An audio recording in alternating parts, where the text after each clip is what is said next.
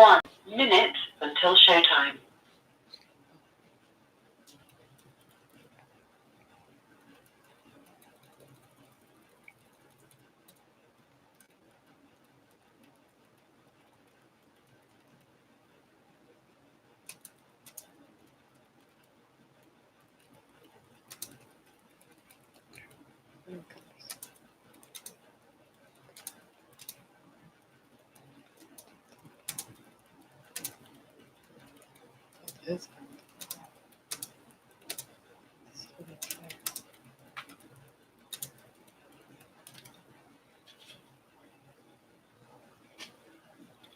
Hey, morning.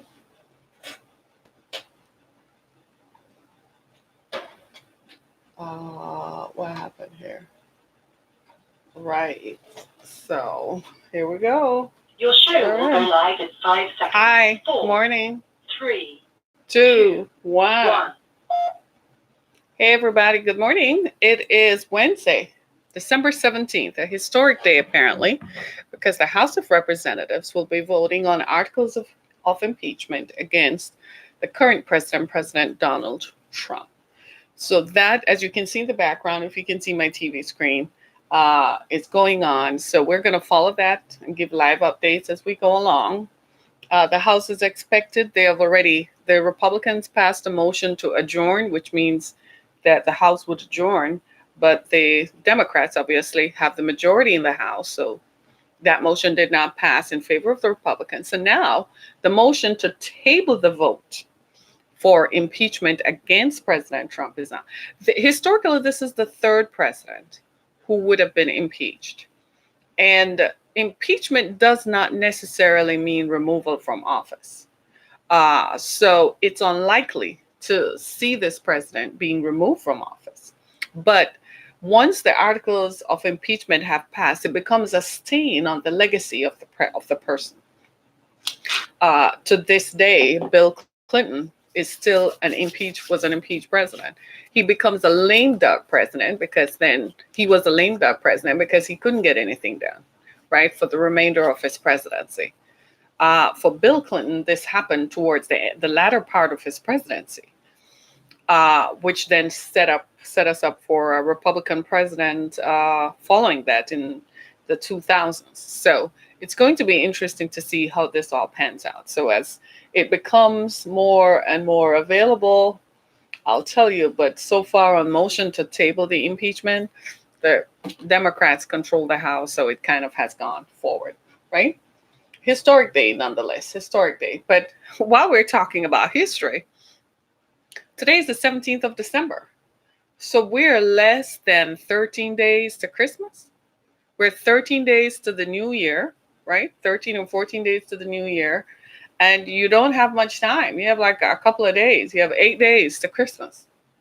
Like next Wednesday will be Christmas Day. So let me tell you what's going to happen. We'll have a show on Christmas Eve where we're just going to do some spoofy, crazy stuff. But we will not be on air Christmas Day nor the day after. We all need a break. So we're going to sit back and enjoy Christmas with our families. As usual, I'm the cook, so I have a lot of cooking to do on Christmas. God help me. Stretch your hands out and pray for me, because it's going to be live and on and popping. They're going to want me to cook everything under the sun. And I kind of just do it because guess what? I don't do it often enough. True confessions. I mean, I'm like, when I look back on it, I've been married most of my life. I got married really young. And so I started having children. And I've been cooking all of my life. I kind of have had it. Don't you think? I kind of had it with the cooking stuff. I cook all of my life. I got up, made breakfast, then you make the sandwiches and you fix the lunch and all that stuff. And then you go work, go home and cook them. I'm like, is there a break? Is there a time when I shut off? I'm like, order takeout. And they're dying. So next Wednesday is Christmas Day, so I'll be cooking, right? So today on our show, I want to talk about a new kind of student loan debt that has shown up. And it's interesting because it has some new propositions. And where I see this going is alarming. Where I see this going is taking the attention away from academics and focusing it more on a money driven, free market driven policy towards education. And this is dangerous because, again, I am wailing at the fact that the society has radically changed in the last 2 years, hasn't it? With the advent of this new administration, they brought their free market approach to everything because they have more money than everybody else. So they probably don't see why the rest of us are quarreling. I mean, you want to go to college, then your parents should have put the money aside. That's their approach. That's their thinking. They don't think that most of us, our parents had to take out loans to send us to college. They don't look at it like that because they never had lack. So their approach to jobs and their approach to everything is always, well, why can't you just pull yourself up by your bootstraps? Just go do this. And they are outside the realm of the reality of most of us. Unfortunately, they're in power and they form political power. And when they're in power, policies are shaped based on what they think. So sucks to be the rest of us who have to depend on student loans to get an education so we can move up and become socially and upwardly mobile. Sucks to be the rest of us because if you weren't born rich, is their messaging.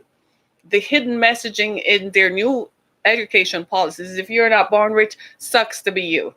So the alarming thing about this, so let me set the stage. Let me just tell you what it is. Everybody knows what student loan is. The federal government gives out the student loans and it gives it out and the colleges get the disbursement and the colleges say, okay, we got money, you can come to school.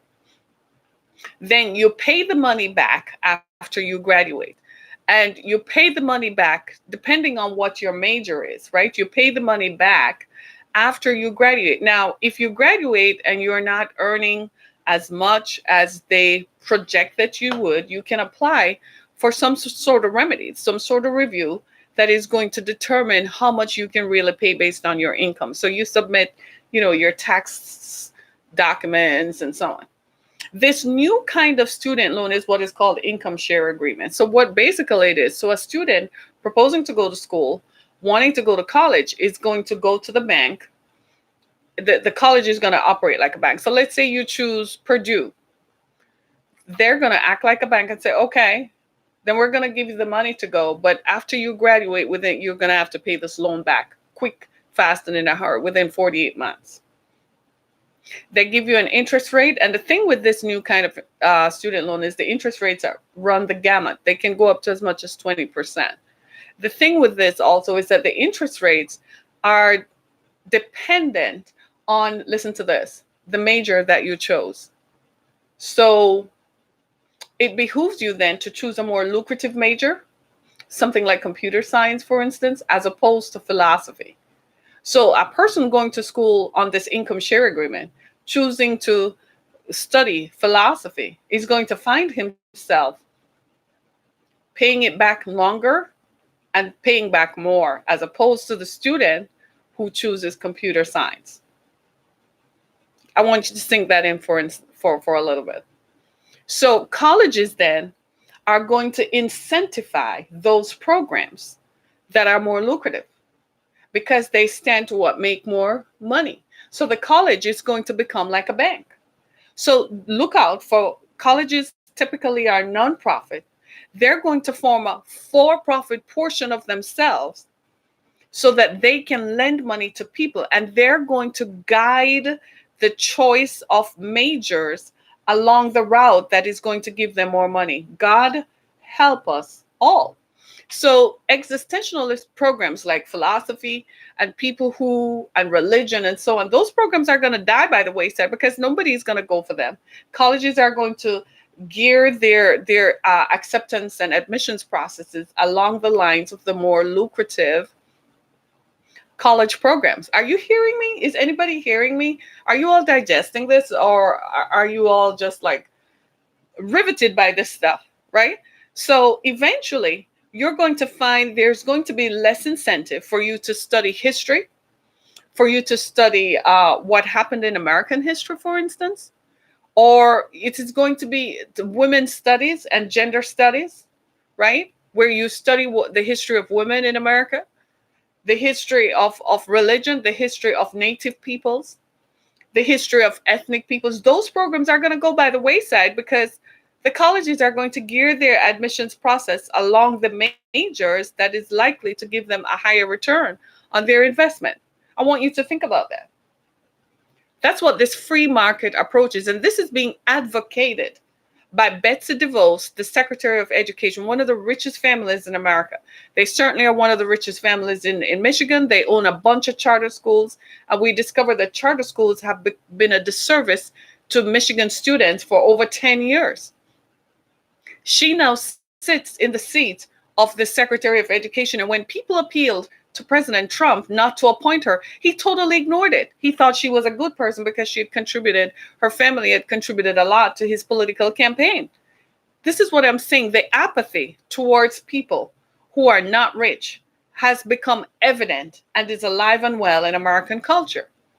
So the president ignored everything that people told him, that putting someone like Miss DeVos, who does not care about people like you and I. She frankly doesn't. She probably thinks we're irrelevant, and we probably are taking up space on the planet, existing and taking air up, because she doesn't see the purpose of people like you and I, because we're not rich. And he placed someone like that in a power, no matter how she says she's Christian, that has nothing to do with her money.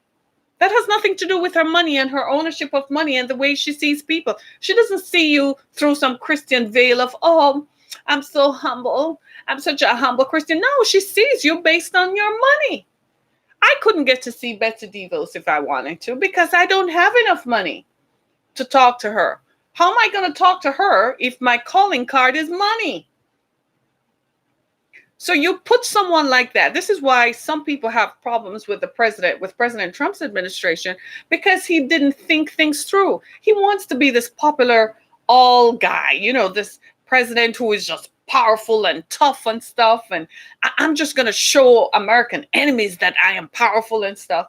But then you appoint people and you don't think the process through.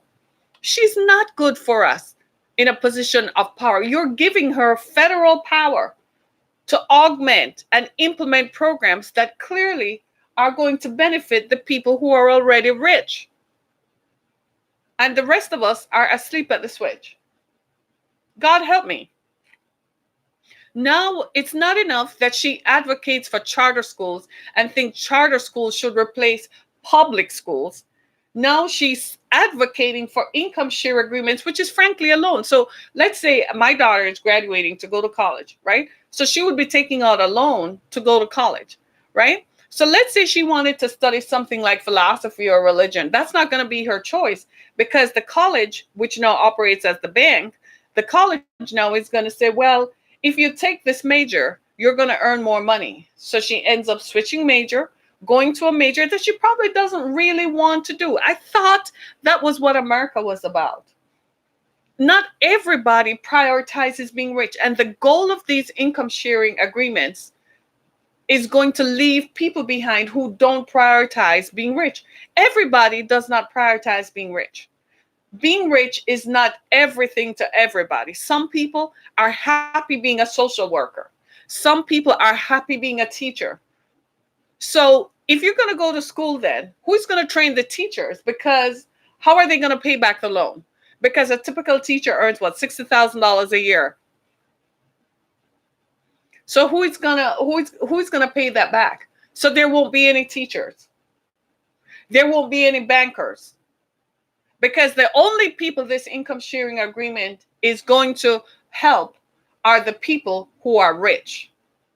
And this, my friends, is the problem with power. You remember George Orwell saying absolute power corrupts, and power corrupts absolutely?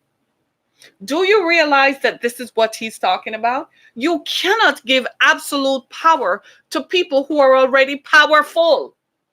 You cannot give absolute power to people who already have so much money that they cannot think outside the realm of normalcy. They don't know what being normal is like. They never grew up that way. They don't know what it is like. All they know is being wealthy to the end of their days. Their children, their grandchildren, and everybody they know is supremely wealthy. And you give these people absolute power to mess with the education system, the very fundamental. What is the American promise? The American promise is that if you go to school, work hard, you can make it. How are you going to make it if you're going to take out an income sharing agreement? Notice they don't call it a loan. They call it income sharing agreement, which means that you pay it back at the end of your major, after you graduate, but the payback has some caveats on it. Not a typical student loan. So I want to read to you some things that I took away from this stuff. Here are some things, right? So the colleges are paid up front in either case with typical student, but with income share agreements, colleges make less if their graduates make less, and more if they make more. So what do you think the colleges are going to do? The colleges are going to what? Direct people to the programs that when they graduate, they make more money. So colleges will become a for-profit instead of a non-profit. This is what happens when you put a billionaire in charge of education. The second thing about this is some degrees are more lucrative than others. For instance, we made the analogy of computer science as opposed to philosophy. So a person graduating with a computer science degree, you know what the colleges are going to do? Forget that. Study this. These are loans for banks payable after graduation. I call this rapacious capitalism. It's as rapacious and cutthroat as you can get. With these income sharing agreements, when you graduate, you could be paying back that loan for the rest of your lives because the interest rate is so much higher. Whereas with a typical student loan, you pay that bad boy off in 10, 15, 20 years. This one, you could be paying it off for the rest of your life. You'll be stuck with it. Now, this is giving colleges an incentive to roll students in high-paying jobs, which may result in more design programs that they like. But it gives colleges a reason to see people who need more academic support or who don't prioritize becoming rich. You know those charter school students who are not given an academically driven program? They won't ever make it to college under this program. First of all, they're not being taught because the money is not directed at hiring people and providing the curriculum and the materials for the teacher to teach the curriculum. They don't fix the roof. They don't provide heat in the classrooms. They don't provide buses to pick up students. So students in charter schools that Miss DeVos promotes, they will never get to college because here's the thing. They're going to need academic support. You know, most colleges have a program that if the student is incoming freshman, if their grades are not up, they enter into a program that brings their grades up, and they provide them a tuition-based program that brings their grades up until they enter college, right? Under this program, that program would go away. Under the income share agreement, that program would not be there. So students from charter schools are given a death sentence from the day they're born, and they won't ever be able to get to college. Is this America? Is this America? Ask yourself that question. Is this America? This is not America. This is not the America you and I know. This is not America. This is what happens when you put billionaires in charge of the public's money and in charge of the public trust. How do you think a billionaire, let me ask you this question. Just answer this question. How can a billionaire identify with your situation? Think about that. How? How do you expect a billionaire, somebody who makes $1 billion a year, their assets are in excess of $1 billion. How on God's green earth do you think they can identify with your circumstances? It is impossible. They don't know what it's like to be you. They don't know because they don't live it. Some of them have never lived it.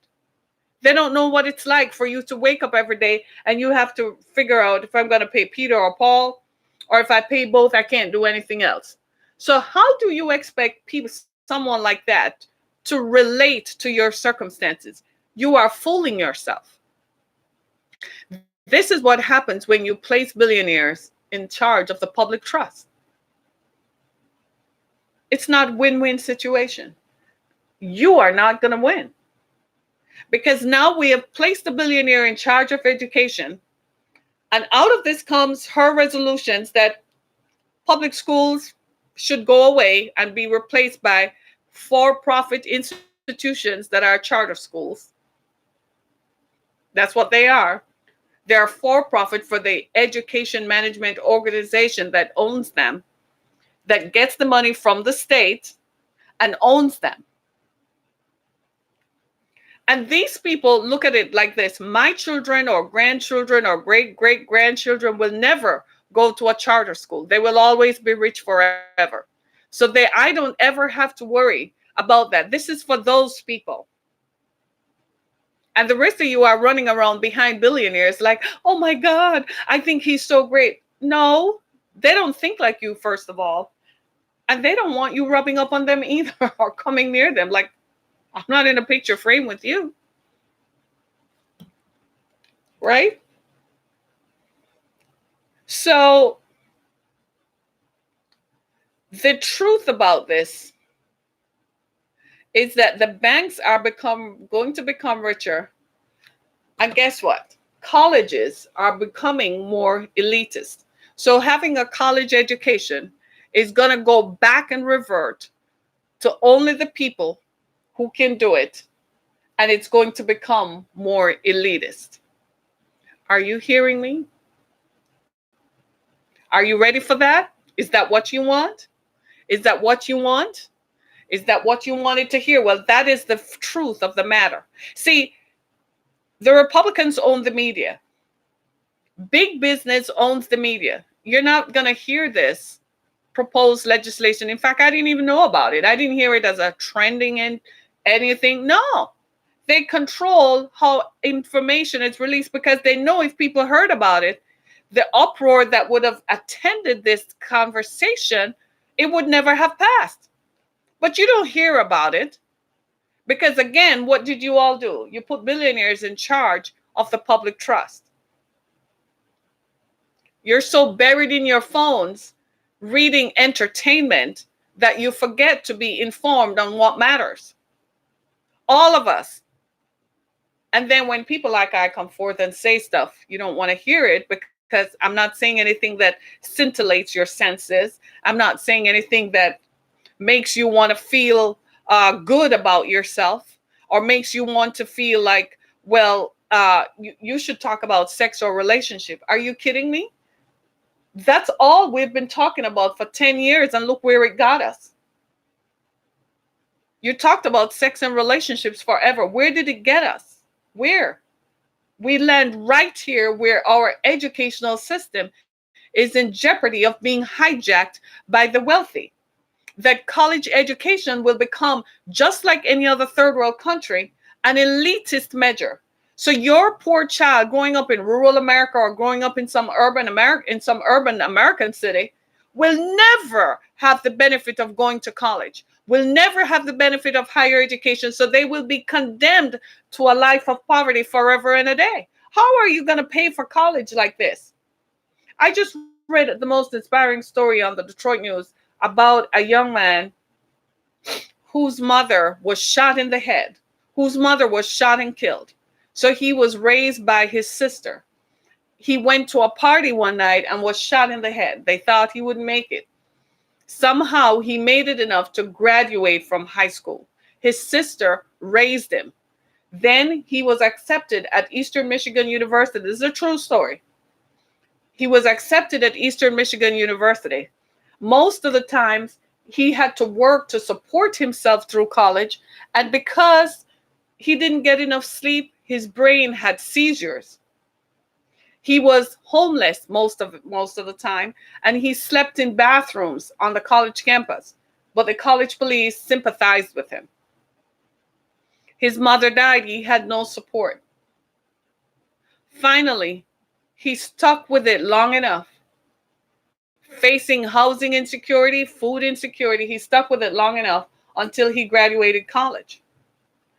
Under this new proposed legislation, someone like this kid would not stand a chance. He would not stand a chance. First of all, he came from a charter school. That's where they're going, right? Secondly, he would not qualify for a loan to go to college. So he would not stand a chance. He would be condemned to a life of poverty forever. You see what they're doing? They're changing the order of the American society. And they're creating an elitist mechanism that will be set in place for generations to come. That's what they're doing. They're looking around and they're saying, we don't want certain people among us. Those people are supposed to serve us. We don't want them among us. Let's create a system in which only people like us continue to survive. That's what they're doing. And some of you all out there, if you're not careful, they're going to find ways to take away your wealth. They're going to tax you out of it. You think I'm joking? All Black churches who are in urban areas, all churches across the country are facing new taxation measures. They're taxing how much parking lot space you have. So they can't tax your operation because you're protected by federal law, but they're taxing how much parking spot you have. How much pavement do you have? They're finding ways to charge you for it. So your family has owned a church and it's a big church and you have tons of parking space. You have to convert that to green for water runoff. Otherwise, they're going to tax you on it. That's how they start attacking your money. And while you're asleep at the switch, schmoozing with politicians, they're looking at you like, we don't want these people among us. It comes back down to good old-fashioned racism. It comes back down to good old-fashioned racist economic policies that continue to perpetuate the idea of economic oppression against people of color. You don't believe me? It's alive and well. It's happening right here in the form of education, higher education. That's the next frontier. You know what they're trying to do is to make sure there'll never be another Barack Obama rising from the ashes to come and live in the White House. That's really what this is designed to do. If we cut them off from there in elementary school, they'll never have hope. And they'll never get to college because Barack Obama went to what? 2 Ivy League colleges, right? He has 2 degrees. His bachelor's and his law degree are from Ivy League universities. So they're mad. Then he married a woman who also has 2 Ivy League degrees. So they're like, the only way these people could have run for president and be accepted by the rest of us is because they outsmarted the system and got ahead of the system. So let's make it so that education is no longer their way out. And you think that's not supremacist thinking? You think that that's not what that is? Think about this. Think on these things. So you have a daughter, niece, or somebody getting ready to go to college. You need to start asking, how are they going to pay for that? First of all, ask them, what are you going to study in college anyway? You might want to re-examine your major. And that is not to say people shouldn't have a choice in what they want to study. Some people just want to be a social worker. Because being rich is not everybody's goal. Some people are like, if I can pay my mortgage, take care of myself, save my money, have a portfolio, I'm good. Some people are like that. Some people get a real joy and passion from teaching. Some people, I've met social workers, most social workers I have met are some of the most self-actualized individuals ever. They are totally relaxed at what they do. They're totally happy because for them, at the end of the day, they have changed someone's life and impacted someone's life. Teachers have the same higher level of satisfaction. They feel as if they have impacted people's lives that day. They've imparted and they feel good about it. Just like how a pastor feels, a preacher feels. Just like how a speaker feels, right? So what they're doing is creating a masterclass of elitism that will guarantee that some people will never make it. And I know that my voice is one of those that is, I'm kind of like, in the wilderness out here, and nobody is really listening. right? Nobody is really going to talk about it. And for those who hear it, it might make you so uncomfortable that you're immediately going to go to your friends whom you know are elitists to seek reassurance. Some people are paid by elitists. They might even not want to talk to me anymore. I know they won't. That's all right. That's fine. They're going to find ways to try to talk. That's okay. And say stuff about me. That's all fine. But the truth of the matter is that we're approaching a system, we're entering into a system where we're going to end up like the Hunger Games. You remember the Hunger Games? We all watched that movie and laughed. Such a thing could never happen. It is planned to happen. It started already. They are going to have areas that you can't go into. They are going to do it. They're never going to see it from the other side of the perspective. They're only see through their eyes. I'm telling you, Betsy, listen to how she talks. She does not have any empathy at all. She hides behind this "I'm a good Christian" veil. That's something that people choose to hide behind to not make it seem as rapacious as they are. But her family operates a charter school where the students have consistently underperformed in more than 15 years because it's about profit making. And now you put her in charge of education. What do you think she's going to do? Privatize education the same way. Put her in charge of higher. Now she's going to administrate and impose sanctions on colleges. So all these small colleges are going to close because small colleges is where people went for a liberal arts education, is where people went to find the education that self-fulfilled them. Some of these small colleges are not going to make it because they won't be able to attract students, because students are going to be like, I can't go study philosophy or theology, because what am I going to do with that degree afterwards? And I still have to pay back a student loan. Do you see where I'm coming from? They're changing the structure and the order of society and creating an elitist class. And if you are not, and you have to be mindful of that. And even for people of color who, Asians and so on, who traditionally find themselves in technology, they think they're going to escape this. No, you're not. Eventually, they're going to make it so that you are not there. Watch what they do. They won't promote you on the job until you become frustrated and you go look for money to start a startup. They won't promote you. They will frustrate you out of it and then put a white person in charge of that section that you were trying to get in charge of. I am telling you, they are reinventing and reorganizing the system to benefit those who are their supporters, to benefit what they believe. They believe in elitism. They believe in separatism and elitism. Don't be fooled. Y'all were asleep at the switch. What did you think? How can a billionaire empathize with your situation? That's a question you need to ask. Let's just stop for a minute. Be frank. How can a millionaire empathize with your situation? Don't you see that? You know, they say how money changes people. You don't think? You think. So the question we all have to ask ourselves is, what are we going to do about this now? Well, you're going to get fired up. They're voting on impeachment. Well, impeach this legislation. Impeach this legislation that is going to change the way. So even if you don't have children now, are you on your way to becoming a millionaire? If not, you need to impeach this legislation, because this is going to affect how your children, grandchildren, go to college. Because if this becomes law, who is going to overturn it? You really think the next group of people coming in are going to focus on that when they're going to be incentivized to not look that way? Seriously, think about it. Aren't they going to be part of the elitist class? Let me ask you this. Have you ever run into a former U.S. senator? Don't they retain their privileges even after they no longer serve? They're still part of the elite class, aren't they? Similarly, U.S. congressmen. You ever seen anybody enter politics and come out broke and poor? No.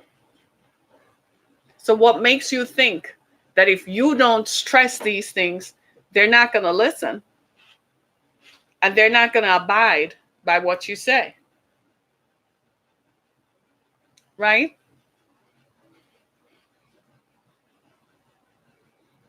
And we're all looking at each other like, no, we're not going to twist our hands and say, oh my God, what are we going to do? You're going to change this by asking questions like I'm doing now. They listen to me.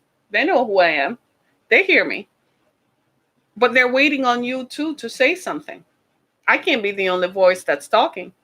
I can bring awareness to it and say something, but you need to do the follow through because I'm questioning them. But what about you? You, my listener, you have to say something. You have to ask the questions. What is this new legislation about income sharing agreements as it affects higher education? Ask them. Put them on the spot. Let them know that you are watching, and then they will respond. And if you don't like the way they respond, well, you know what your exit strategy is. Until they find a way to take that away too. Don't you see what they're doing? Pretty soon they're going to make voting attached to property rights. If you own property, you can vote. If you don't own property, you can't vote. I'm telling you, that day and time is coming. They're going to make it so that you can't vote them out. They're starting with higher education. What do you think is going to happen to colleges? Think about that. Right? Think on these things, my friend. I read the report and I was like, oh, I was unbelievable. And I'm constantly amazed that you all are sitting there. And President Trump was stubborn. He would not get rid of Betsy DeVos. He didn't see anything wrong with it. Well, how could he? His kids went to private school. His kids never went to public school. He doesn't have a clue what you're talking about, what you and I are talking about. So how could he see that? He never pulled himself up by his bootstraps. When he was broke and needed money, his father gave him a flush fund of $4 million to keep his businesses afloat. What the hell does he know about relating to your circumstances? He never had to worry about paying your mortgage or come this close or having medical debt that you couldn't work and you couldn't pay your mortgage. He doesn't know that. So when people were making noise about, he couldn't see the correlation between education and Betsy DeVos. He's like, what is a charter school? Oh, so kids still go to school. So what's the problem? And here we are, we're stuck. They're trying to shut me down. You know, Twitter is forced closing the app. But if you're going to miss this, I'm on YouTube. So go on YouTube to find me. Right? Share this information. The proposed legislation is called income sharing agreements. Essentially, the colleges will become like a bank. And just to reiterate the main points of this, the colleges are going to operate like a bank. So the colleges are going to direct students along the more lucrative majors. That's the problem. And you might ask, well, what's the problem with that? You're removing people's choice. You're telling them that they have to study this. You're creating a class system of elitists. That's the problem. So students who want to be a social worker, social what? People who want to go to school and study criminal justice, and then they graduate and become police officers, that's going to go, because how much does a police officer earn? 50 grand? A teacher? Who's going to go to school to study to be a teacher anymore? Not when you can become a computer science major and graduate earning $80,000 or more. And how they structure the program is that the more lucrative the major is, the less money you will pay back. If that is not if that is not free market, I don't know what the hell that is. Do you know that there are countries in the world where higher education is free? Did you all know that? Because sometimes we live in this American bubble and we forget what the rest of the world is like. There are countries in the world where higher education is free. That's why you find that people come here and they're engineers already or doctors already, because in their home country, education is free. The problem is their systems, their economic systems are such they don't have enough jobs available for the people whom they educate. And after they graduate, they can't find any job. So they come here and become maids and plumbers and electricians when in fact they're educated at a different level. So we come into this great big melting pot and we think that it's equitable and we think that it's fair. It's not fair anymore because the people who now have political power do not want it to be fair. Their thing is, well, I don't know you. You're not someone I know. I wouldn't be talking to you. You are of no value. Essentially, that's what we're telling people. What these policies are saying. So even if Ms. DeVos is going to say, I'm a good Christian, I don't think about human beings like that. That's what you say through one part of your mouth. But the other part of your mouth, you are agreeing with legislation that promotes charter schools where students are not educated, even though you take the money from the state to do it. And the second thing is you're promoting a free market approach to higher education where colleges are going to operate like banks and direct students to more lucrative graduation programs. That's elitism. But you're a good Christian, though. And you love people just as God said. No, you don't. You love money more.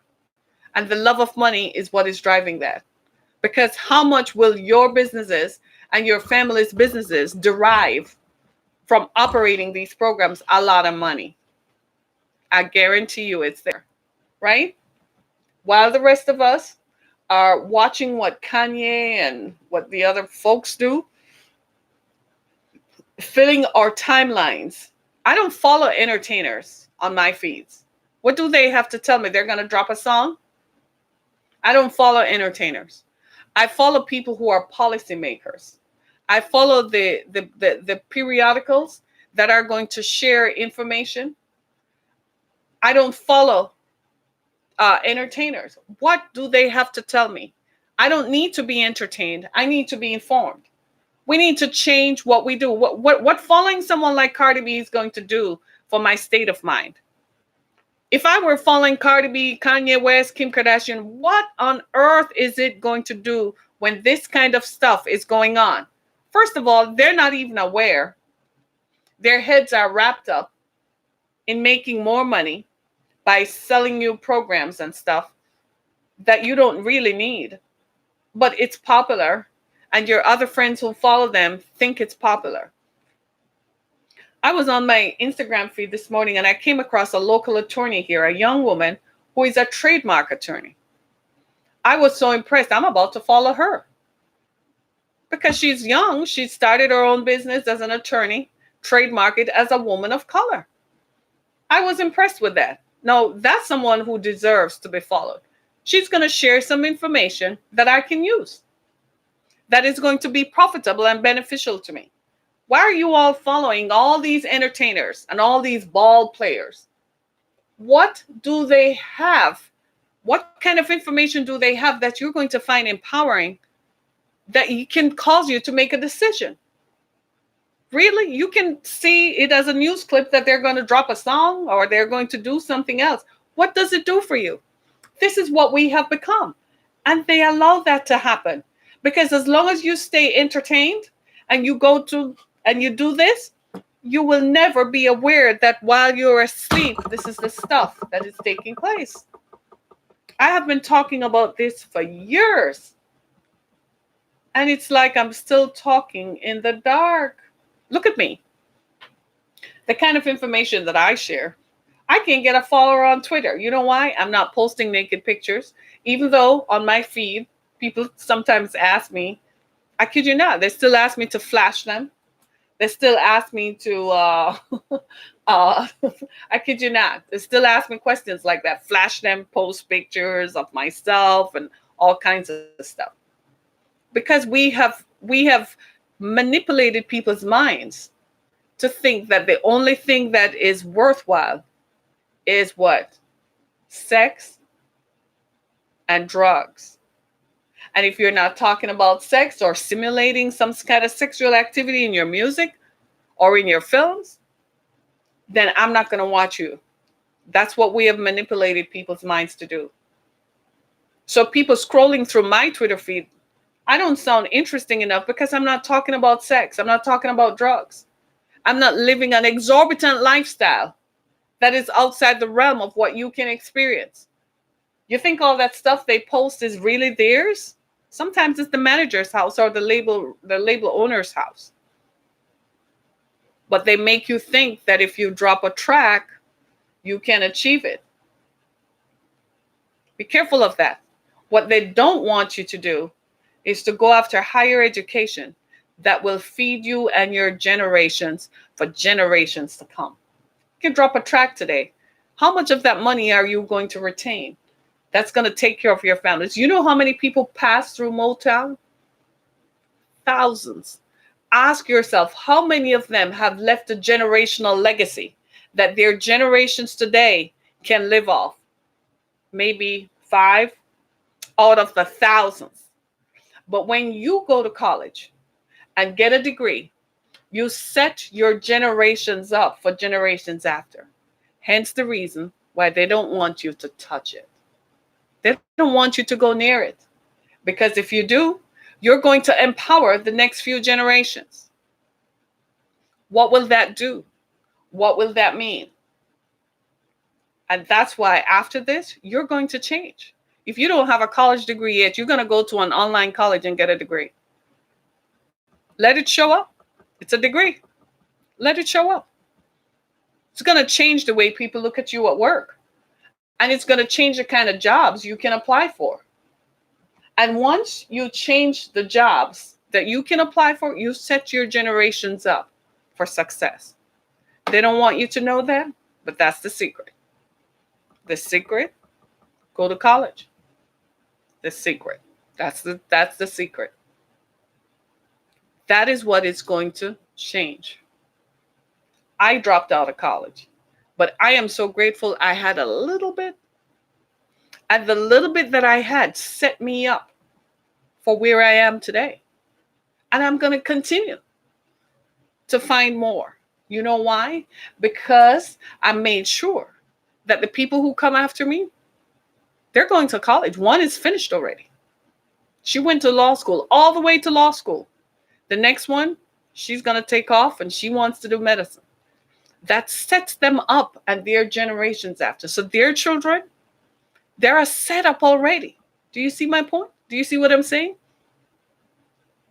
Change the way that you think. My friends, emancipate yourselves from the mental slavery of scrolling through timelines for information. Stop following all these entertainers. They don't have nothing to offer you. They're not empowering you. They're not informing you. Stop following them.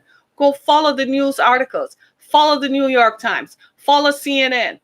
Follow the people who are writing articles. Follow that guy I like, Michael Harriot. He's The Root. Follow people like him. Follow people like me. Tell others to go follow people like me who are changing your mind and changing your mindset so that you think different. And when you start thinking different, you're going to act different. You're going to see money in a different way. Right now, you see money as being made by dropping a playing ball and doing stuff. You start thinking about investing. You start thinking about, I need to go get a degree. There's a woman on my Facebook feed. She decided she has 3 degrees already. She's going to go back to college to go learn script writing, to empower herself, to give herself more access. What the heck is wrong with the rest of us? Come on, folks, wake up. Get up out of that entertainment. Stop following all these folks on Twitter, Instagram. They have hundreds of millions of followers.